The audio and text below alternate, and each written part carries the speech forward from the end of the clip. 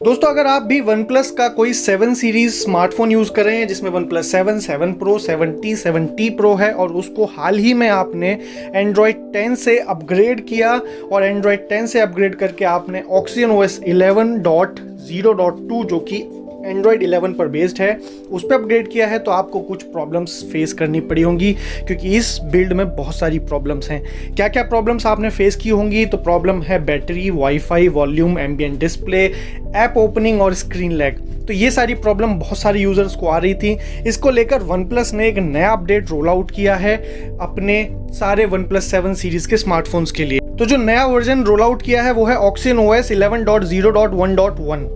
अगर आप OxygenOS या फिर OnePlus का ऑफिशियल फोरम चेक करेंगे तो वहाँ पर आपको कुछ चेंज लॉग मिलेगा। System, shelf, gallery, phone, camera, इसमें कुछ चेंजेस, कुछ इंप्रूवमेंट उसने बताया है, लेकिन मेन चीज़ नहीं बताई कि इन्होंने पिछली वाली बिल्ड में लोगों को परेशान किया था।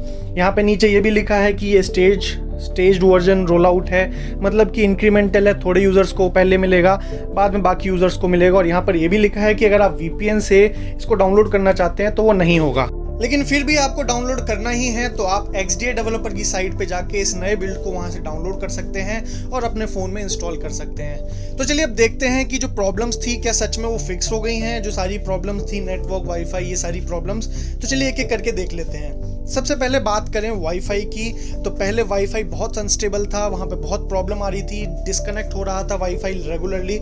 अब ये प्रॉब्लम काफ़ी हद तक सॉल्व हो चुकी है, वाईफाई डिस्कनेक्ट नहीं हो रहा है, तो ये प्रॉब्लम तो सॉल्व हो गई है। जो अगली प्रॉब्लम थी वो थी एम्बिएंट डिस्प्ले को लेकर। तो एम्बिएंट डिस्प्ले में अभी के लिए तो फिंगरप्रिंट सेंसर और एम्बिएंट डिस्प्ले दोनों ही काम कर रहे हैं, तो ये प्रॉब्लम भी काफ़ी हद तक सॉल्व हो चुकी है। तीसरी प्रॉब्लम जो थी, जो सबसे बड़ी प्रॉब्लम थी, वो थी वॉल्यूम। चाहे यूट्यूब या फिर कोई भी मीडिया एप्लीकेशन में आप वॉल्यूम जहाँ पर भी थी बहुत कम हो गई थी, तो वो प्रॉब्लम भी काफ़ी हद तक सॉल्व हो चुकी है।